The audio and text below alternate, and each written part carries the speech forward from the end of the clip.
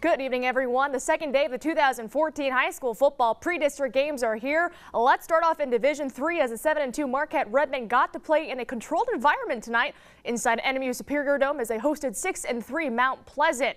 The Redmen hoping for some good fortune tonight, but the Oilers would come out swinging.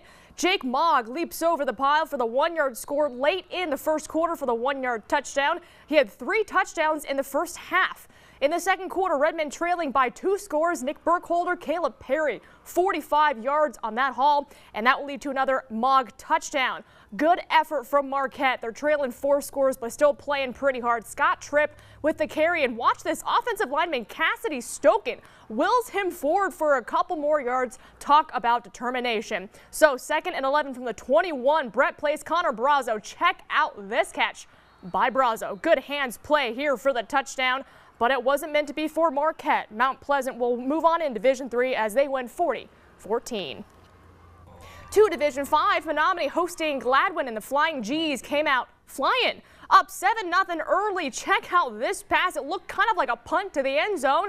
Jacob Shell makes the catch for a 22-yard score. 13-0 Gladwin in less than 3 minutes. Extra point was missed. Second quarter, 13-6 G. Single wing snap to Aaron Forsberg. Uses his block very well. 24 yards on the touchdown, and the Maroons tie things up at 13. Gladwin scored on a well-executed reverse Maroons counter. Kiefer Reisner up the middle, and that's another touchdown. 20-19 Menominee at the break. Third quarter, Menominee receives and drives for a touchdown. UP Class ABC Offensive Player of the Year Justin Brolinski weaves his way 26 yards for the score. The two teams combined for nearly 950 yards of offense, and Menominee pulls away late to post a 69-41 victory over the Flying G's. Sticking with Division V, Calumet made the 7-hour drive south to Harrison. In the second quarter, Tyler Locust, Caden Kangas, 14 yards on the score, 24-21 Calumet at the half. Now this has to be the play of the game. 50 seconds to play on 3rd and 20 from the 46. Locust to Sam Karanimi for 31 yards on the circus catch. Wait for it. Will it be called a catch? Yes, it will. So on the very next play, Robert Urkala, he started the scoring for Calumet with 2 touchdowns, hurdles a defender, weaves his way down for the 15-yard touchdown. It's 30-21 Calumet. And on the very last possession for Harrison, 3rd and long, Caden Kangas comes through with the sack to seal the victory. Calumet wins 30-21 over Harrison, and they will meet Menominee this Saturday in the district finals. In Division 8, Bart River Harris at Lake Linden Hubble. First quarter action, Nick Wally looks like he'll be stuffed, but no. Keeps on moving, 43 yards up the middle for the touchdown and the first points of the game. 6-0 Lakes. Burke River Harris gets the ball. Their running back Hunter Messersmith sprints through a hole for a 26-yard gain all the way down to the 16-yard line. Broncos inside the 5. Messersmith with the ball finds a crease. Yes, he's into the promised land for the 4-yard score. We're all tied up at 6. The Lakes, though, they will try to answer. Arthur Lyons takes the snap, play action fake, and no, he throws this to Hunter Smith with the interception. The Broncos go on to win 14-6. They will play Forest Park this Friday at 7. In 8-man football, Cedarville hosting Bel Air. The Trojans' Joey Duncan had 6 touchdowns, 4 rushing and 2 passing as they shut out Bel Air 39-0. Cedarville plays at Rapid River next week in their district final Friday at 7 p.m. In GLIAC football, NMU hoping to rebound at home against Walsh on their opening drive. Some flea flicker action. Shea Brown eventually connects with Marcus Tucker, 44 yards on the catch. That set up a 35-yard field goal by Ryan LeBurge, 3-0 Wildcats.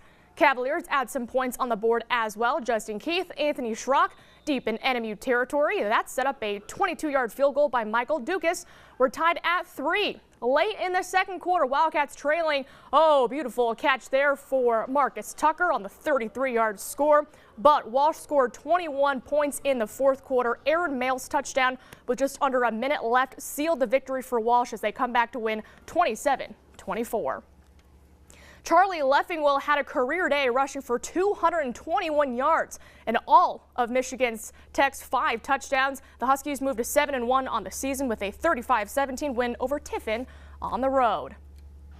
Sticking with the Huskies, this time in hockey, they are hosting number 15, Michigan. Tanner Caro on the breakaway. Yes, that's a score for the Huskies. They're up 1-0. 3 minutes later, Tyler Heinonen for his first goal of the season. Tech up 2-0. 5 minutes remaining in the first. Blake Pietila to David Johnstone on the power play goal. Tech led 3-1 in the first period. 6 different Huskies would score as Tech sweeps Michigan 6-2. Very impressive. They now start the season 6-0. Meanwhile, NMU completes its non-conference series with Alabama Huntsville. First period, Dominic Shine to Reed Seckel, who returned from injury to get his first goal of the year at 8:04. Wildcats 1-0 after 20 minutes. Walt Kyle sees his team increase the lead in the second. Pinpoint passing. Joseph Mono gets the return pass from Robbie Payne over to Brock Maschmeyer, and the wicked wrestler gets by Matt LaRose at 2:59. Maschmeyer added another goal in the third. Northern gets 3 points on the weekend as they win 4-1. And of course, Northern and Michigan Tech still undefeated in the WCHA. In volleyball, both NMU and Michigan Tech would lose in 5 sets to their opponents at home.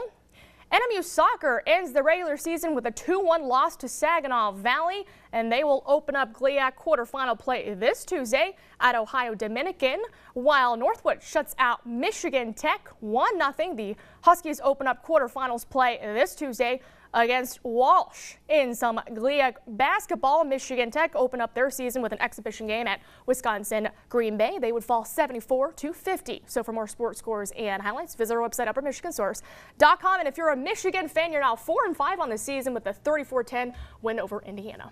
Yeah, that's great, but still, I'm more impressed about the 2 sweeps in college hockey this weekend. That's awesome. Yeah, and they're both undefeated. They're both here in the UP, and we both got to cover them this weekend, so just phenomenal play by NMU and Michigan Tech. Very exciting. All right, thanks to Lily.